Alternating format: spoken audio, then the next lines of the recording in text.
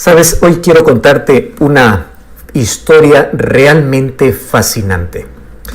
Uno de los libros favoritos para mí que tengo en el Antiguo Testamento es el libro de Daniel.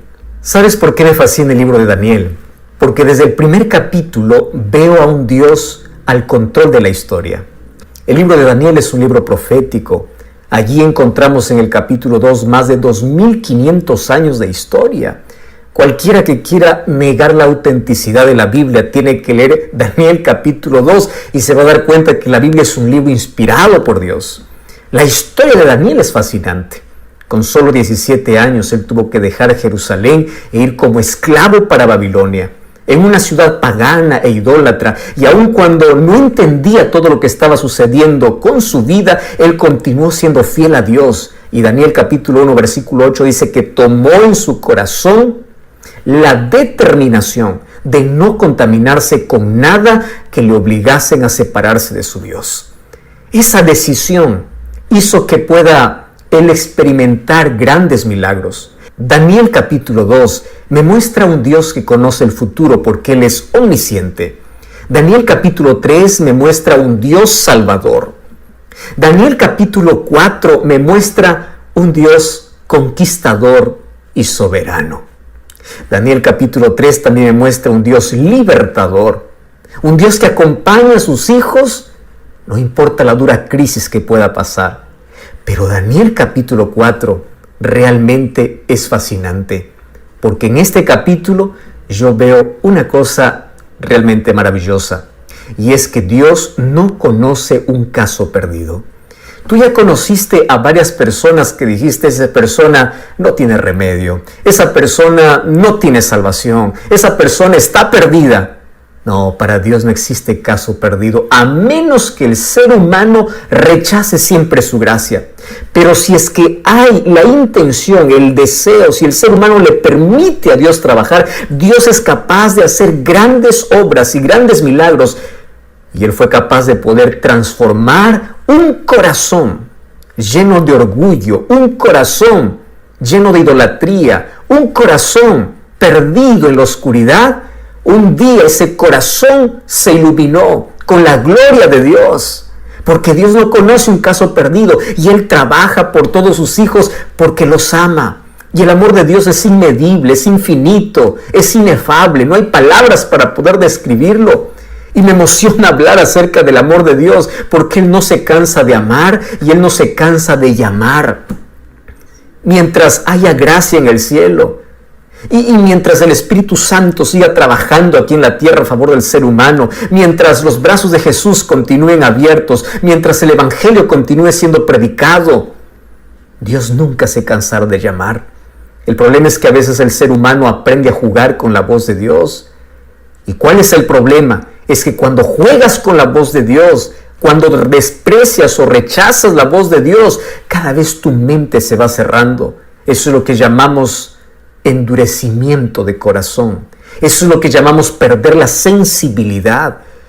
Y a veces el ser humano llega a una línea sin retorno, no porque Dios no lo ama, no porque Dios ya no le da más una oportunidad, sino porque el ser humano se hizo sordo. El ser humano rechazó tantas oportunidades que Dios le dio. Mas hoy te voy a contar la historia de un hombre en el cual Dios trabajó 35 años para poder salvarlo. Imagínate, 35 años. Daniel, cuando llegó a Babilonia, más o menos tenía 17 años. Ahora, más o menos, el profeta Daniel tiene 53 años. Y durante todo ese tiempo, Daniel fue un testimonio vivo de quién es Dios. Nabucodonosor, que era el rey más poderoso del imperio Babilonia, uno de los mayores imperios que tuvo la historia, ese rey tuvo el conocimiento de Dios gracias a Daniel. Y Dios cumplió su propósito a través de la vida de Daniel para poder mostrar el amor de Dios. Dios te quiere usar a ti en el lugar donde tú estás, porque tú eres un Daniel para un Nabucodonosor que está en la casa, que está en el trabajo, que está en la universidad, que está en todo lugar. Dios nos llama para que con nuestra vida podamos testificar. La gente no lee la Biblia, la gente lee cristianos. Somos cartas abiertas y el mundo tiene que ver en nosotros el poder de Dios. 35 años demoró un hombre en rendirse a Dios y reconocer que Él es Dios. ¿Y qué cosa es lo que me llama la atención? El capítulo 4 del libro de Daniel. Tú sabes que de los 12 capítulos que tiene el libro de Daniel, el capítulo 4 no fue escrito por Daniel. ¿Sabes quién escribe este capítulo? Lo escribe el rey Nabucodonosor. ¿Y por qué tiene que escribir un rey un capítulo de la Biblia? Lo que pasa es que el capítulo 4 es la historia de la conversión de Nabucodonosor. Y él da testimonio de cómo Dios trabajó en su vida. Él da testimonio de la lucha que él tuvo con Dios. Y durante 35 años, él rechazó a Dios. Parecía que se arrepentía un momento, pero luego volvía a su idolatría. Y aquí el capítulo 4 de Daniel, Nabucodonosor cuenta cómo Dios es tan paciente, pero también cómo Dios puede usar circunstancias duras en la vida para que el ser humano pueda despertar. Y comienza el versículo 1 del capítulo 4 diciendo así: Nabucodonosor, rey a todos los pueblos, naciones y lenguas que moran en toda la tierra, paz os sea multiplicada. Es increíble cuando yo veo a Nabucodonosor hablando de paz. ¿Sabes por qué? Porque Nabucodonosor era el rey más cruel, era el rey más sanguinario, era el rey más insensible, era el rey más temible. ¿En qué momento un rey tan temido por todo el pueblo puede hablar de paz? Y esto me hace recordar mucho a otro hombre duro que vivió muchos años después. Un hombre que perseguía a los cristianos, un hombre muy inteligente llamado Saulo. Este hombre también era duro, era cruel, y él pensaba que estaba haciendo un favor a Dios al perseguir cristianos, sin darse cuenta que estaba persiguiendo a Jesucristo mismo.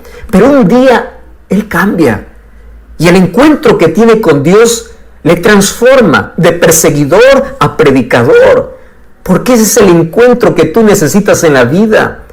Tú no necesitas un cambio superficial, tú necesitas un cambio real, y ese cambio real acontece cuando te encuentras con Cristo y le permites que Cristo pueda obrar en ti.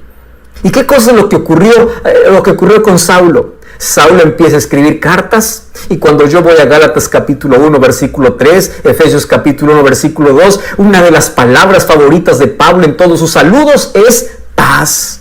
¿Y por qué te estoy mencionando eso? Porque aquí Nabucodonosor está usando esa palabra, paz os sea multiplicada. ¿Cómo es posible que un rey tan malo ahora sea un rey pacificador? Hay una sola razón: Cristo hace la diferencia en la vida. Cuando hay paz en tu vida, tú puedes ofrecer o tú puedes desear también esa paz para los demás. Pero cuando tú estás con una tormenta en el corazón, es posible que estés atormentando la vida de los demás. ¿Ya te diste cuenta que hay gente insoportable?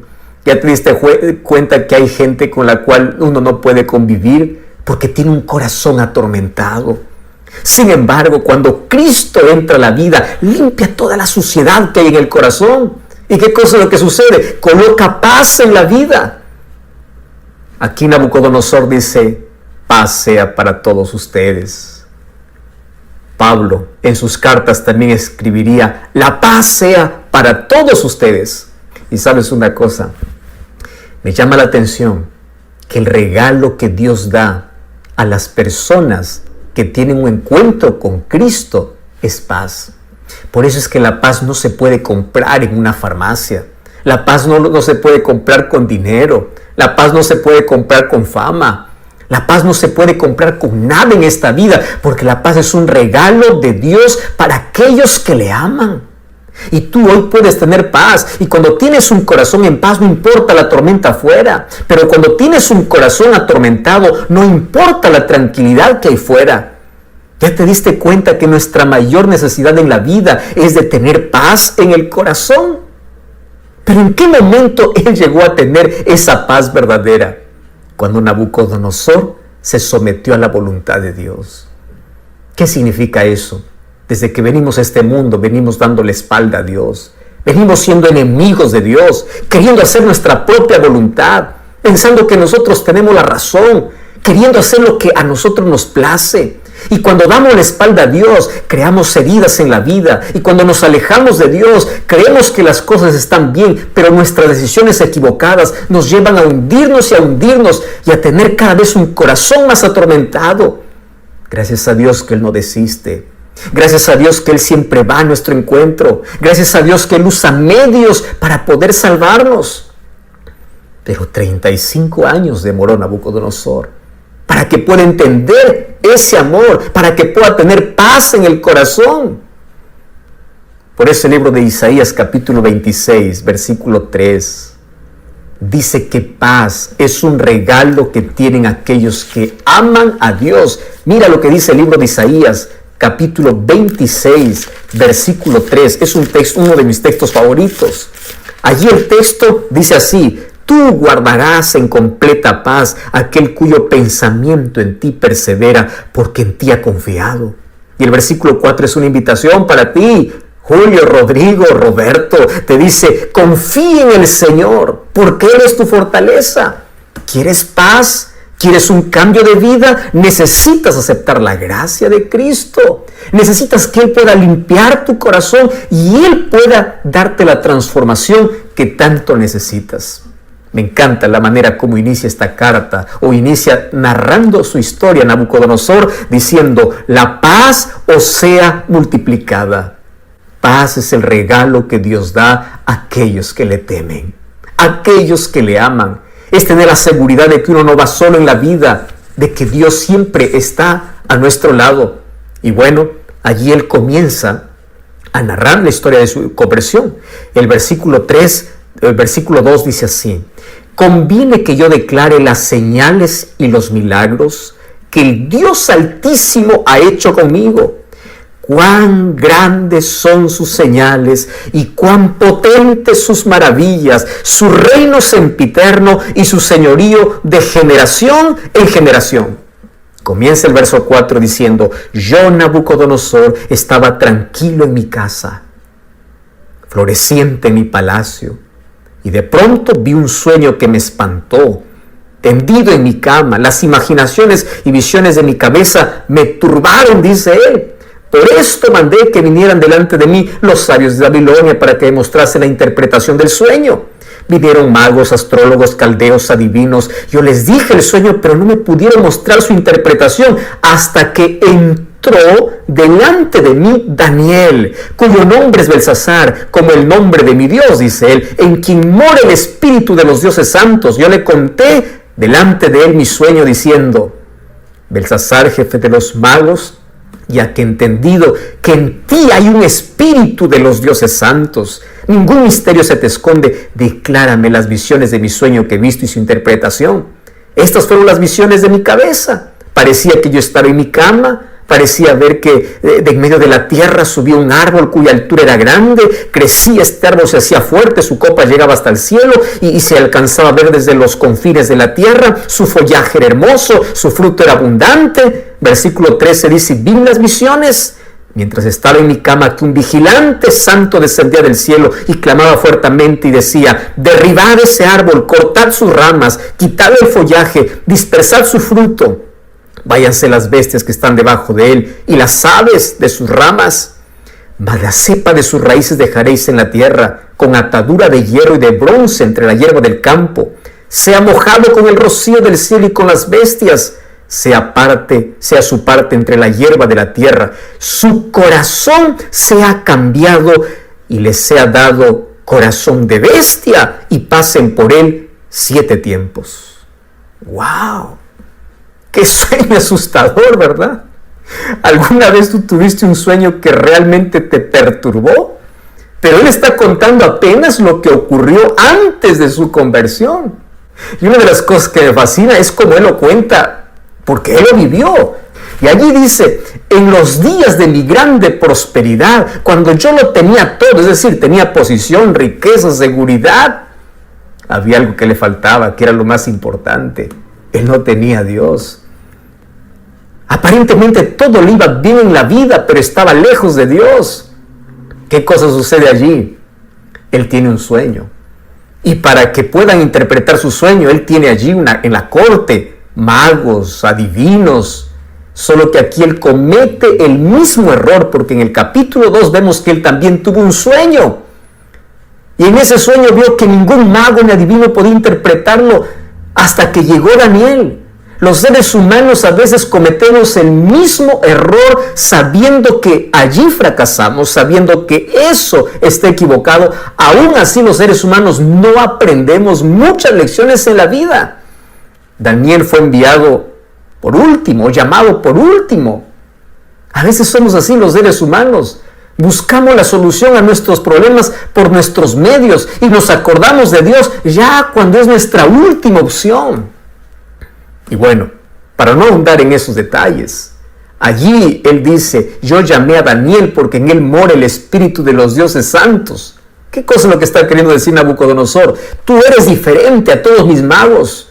Tú sabías que Nabucodonosor tenía un panteón de dioses. Más o menos habían 1500 dioses allí en Babilonia.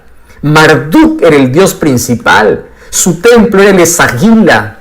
Y allí había colocado por lo menos 80 toneladas de oro para poder construir ese templo. Él era idólatra. Sin embargo, sus dioses no lo podían proteger. Sus dioses no podían revelar los misterios de la vida. ¿Cuántas veces Dios les mostró eso? Sin embargo, el ser humano es rebelde. El ser humano insiste en aquello que sabe que no está bien. Así es el ser humano. Se enterquece en su capricho. Quiere continuar con su vida despreciando la luz que Dios le da. Ahora, es interesante. En el versículo 17 en adelante, dice que cuando Daniel llegó, versículo 19, dice que él estuvo casi una hora atónito. Y allí le dice, mira, lo que yo te voy a decir no te va a gustar, pero yo te voy a decir. Una de las cosas que me encanta de Daniel es que él no disfraza el asunto. Él tiene que decir el mensaje que viene de Dios. Hay muchas personas que les gusta hablar solamente aquello que les gusta escuchar a la gente. Daniel no es así. Daniel es aquel que sabe que tiene un mensaje urgente y le da el mensaje y le dice, mira, querido rey, la interpretación que te va a dar no te va a gustar. Esto es como una ampolla, te va a doler, pero al final te va a hacer bien. ¿Y cuál es la interpretación? Aquel árbol que tú veías en tu sueño eras tú. Y te voy a decir que un día tú vas a perder tu dominio. Hoy estás en prosperidad, pero un día va a llegar la adversidad a tu vida. Y sabes, esto Dios lo va a permitir. Y Dios va a permitir, yo no sé cómo, Él lo va a permitir para que tú puedas perder tu dominio, tu poder, porque eso es lo que te impide reconocer a Dios. Eso es lo que te impide entregarte a Dios. Y qué cosa terrible, porque en la misma visión se dice que hasta que su corazón fuese cambiado, él tenía que pasar un tiempo con las bestias del campo. 7 tiempos significa 7 años. Y la historia bíblica y extra bíblica confirma de que un día Nabucodonosor adoptó un comportamiento de un animal. Él quedó loco. ¿Y cómo así? Tú sabes que por 7 años él dejó el palacio y se fue al campo. Sus uñas le crecieron, el cabello le creció, se comportaba como un animal. Hoy ya se conoce que esto es una enfermedad, esto es un desorden mental. Personas que adoptan la conducta de animales, algunos dicen que es licantropía clínica o boantropía clínica, donde el ser humano piensa que es un animal porque pierde la razón. Y durante 7 años estuvo en la mayor humillación, siendo el rey más poderoso, siendo el rey más temible. Un día él tuvo que experimentar el polvo de la derrota para poder reconocer a Dios. Y Dios lo permitió. Y tú puedes decir, ¿pero qué? ¿Acaso Dios no es cruel? ¿Dónde está el amor de Dios? Aquí está el amor de Dios. Préstame atención a lo que te voy a decir. ¿Qué harías tú para poder salvar a tu hijo de una tragedia? Vamos a imaginar que tú sabes, esto es solo una imaginación, que tú puedes ver el futuro. Y tú sabes que mañana tu hijo al salir de casa va a sufrir un accidente y va a morir. Yo te hago una pregunta. ¿Qué cosa es lo que tú harías mañana temprano para impedir que tu hijo muera? Dime qué cosa es lo que harías. Llorarías, suplicarías, trancarías la puerta, le rogarías y aun cuando no entiende, hasta le castigarías porque lo amas. Porque tú no quieres que tu hijo muera. Tú no quieres perder a tu hijo. Y a veces Dios usa ciertas circunstancias en la vida para no perderte. Es mejor que aquí en la tierra tengas que llorar un poco, pero reconozcas a Dios y termines salvo.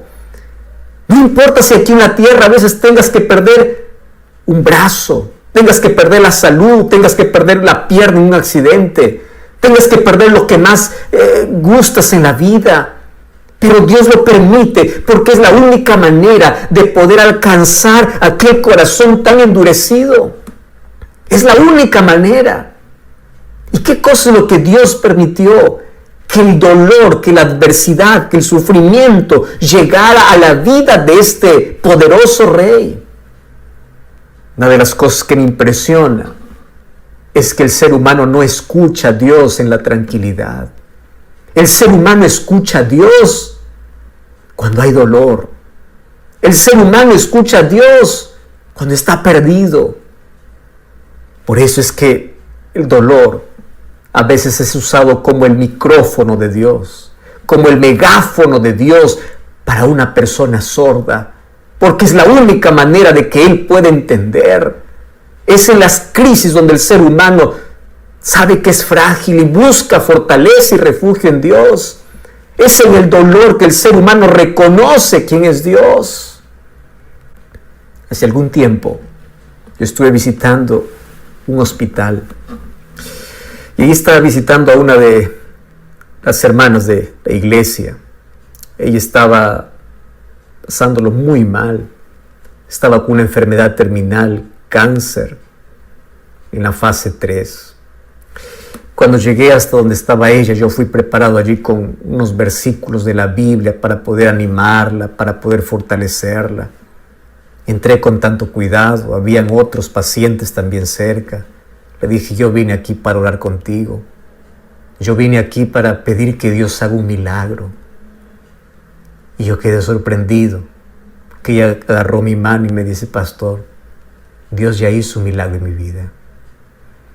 Y yo sé que usted ha venido para orar, para que Dios pueda restaurarme. Pero yo por favor le voy a pedir que ore para que yo pueda descansar. Y sabe una cosa, ella juntó sus manos y me dijo así, bendito cáncer, bendito cáncer, bendito cáncer. Yo quedé perplejo y yo quedé un poco angustiado. Dije, alguna cosa extraña está sucediendo aquí. ¿Cómo es que el cáncer está acabando con su vida? Y ella puede decir que el cáncer es bendito. Y luego ella me contó la siguiente historia. Pastor, yo conocí de Jesús cuando era niño, cuando era niña. Yo fui a la iglesia con mis padres. Crecí sabiendo quién es Jesús. ¿Sabe una cosa? Un día me alejé. Un día me perdí. Un día me hundí en la vida. Y nunca más quise regresar. Y mi vida estaba bien, tenía todo. Me casé con un hombre rico, tengo buena casa, tengo comodidad, tenía todo. Y yo siempre escuchaba la voz de Dios por la radio, por la televisión, escuchaba por un libro, escuchaba por un pastor. Cada vez que pasaba frente a la iglesia adventista, mi corazón remontaba a aquellos años cuando yo era niña y tenía cierta nostalgia, pero nunca tomaba la decisión de volver. Todo me iba bien en la vida. ¿Para qué necesitaba de Dios? Yo estaba bien, divirtiéndome, bien en las fiestas. ¿Cómo iba a abandonar ese placer para volver a Dios? Hasta que un día el cáncer tocó mi vida. Y cuando el cáncer tocó mi vida, yo me estremecí. Cuando fui a los primeros exámenes, dije, no puede ser. Esto va a tener solución. Voy a pagar todo lo que quiera. porque yo voy a restaurar. Y veía que esto avanzaba y avanzaba, avanzaba y avanzaba. Y un día me rendí a Dios. Y aquí en esta camilla, no importando si habían médicos o otros pacientes, yo me arrodillé y me entregué completamente a Dios y le dije: Señor, perdóname. Durante tanto tiempo me estuviste llamando. ¿Durante cuánto tiempo yo desperdicié mi vida lejos de ti? Mas ahora, por favor, perdóname, me entrego, yo vuelvo a ti. Y aquel día yo volví a Jesús. Y aquel día tomé la decisión de poder incluso nacer nuevamente a través del bautismo para el reino de Dios. Y sabe una cosa, hoy no tengo miedo a la muerte. Yo sé que estoy viviendo mis últimos días de vida. Y el único milagro que pido al Señor es que me conserve en paz hasta mi último suspiro. ¿Y sabe por qué le digo bendito cáncer? Porque gracias a este cáncer volví a Jesús. Gracias a este cáncer que despertó mi conciencia.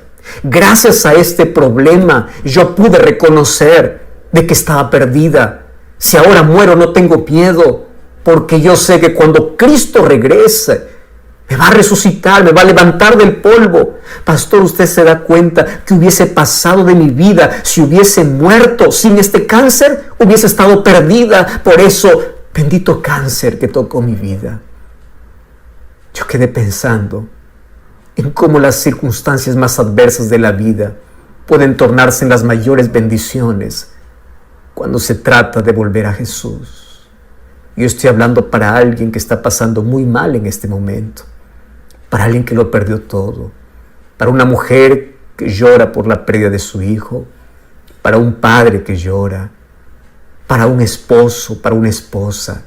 Estoy hablando para personas que perdieron todo a causa de la pandemia. Estoy hablando para personas que perdieron todo, perdieron familiares, perdieron amigos, perdiste todo, de la noche a la mañana, y allí probando el polvo de la derrota y del fracaso y del dolor, levantaste tus ojos al cielo y pediste ayuda a Dios. Dios no quiere que tú sufras, pero si por amor a veces puede permitir que el dolor toque tu vida para poder despertarte, lo va a hacer, porque Él no quiere que te pierdas eternamente. Mientras Nabucodonosor era el genio político y militar, mientras su reino era poderoso, mientras su vida tenía popularidad y éxito, él no reconoció a Dios, no escuchó la voz de Dios. Porque aquellas lecciones que no aprendemos en la prosperidad, lo aprendemos en la adversidad. ¿Y qué lecciones tenemos que aprender? Mira lo que dice el libro de Daniel capítulo 4, versículo 30.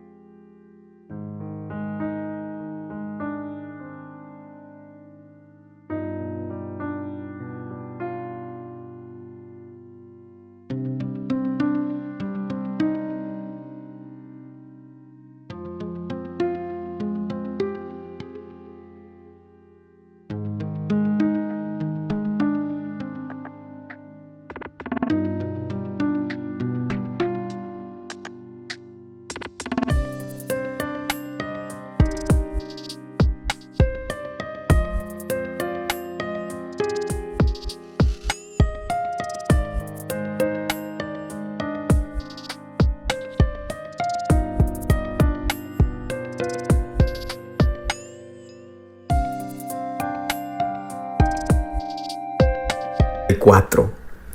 Al fin del tiempo, yo, Nabucodonosor, alcé mis ojos al cielo, y mi razón me fue devuelta.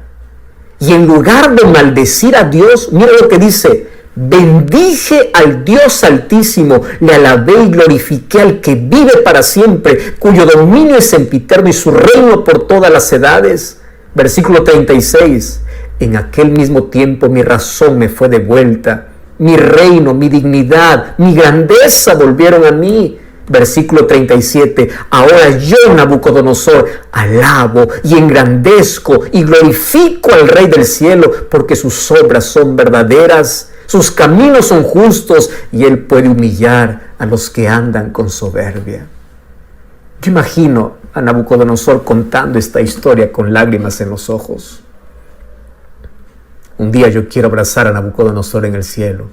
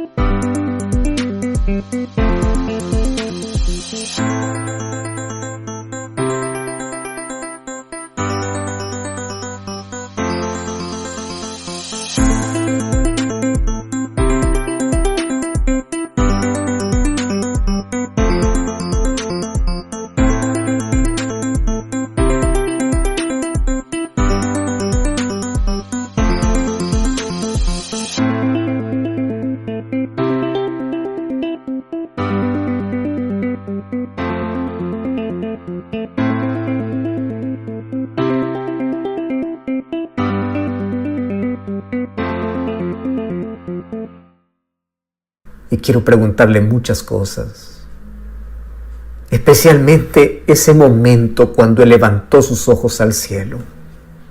¿Sabes?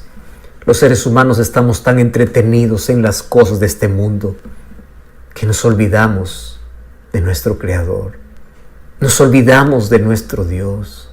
El orgullo toma posesión de la vida. Los intereses personales, la riqueza y el dinero es colocado en lugar de Dios. Y sabes qué triste es cuando el ser humano da la espalda a Dios y cada vez se va hundiendo más. En el nombre de Dios, yo tengo una invitación para ti. El mensaje de hoy es: decide rendirte. Por favor, ríndete a Cristo. Tú no puedes rendirte ante la vida. Ante la vida tienes que luchar, tienes que esforzarte, tienes que sobresalir.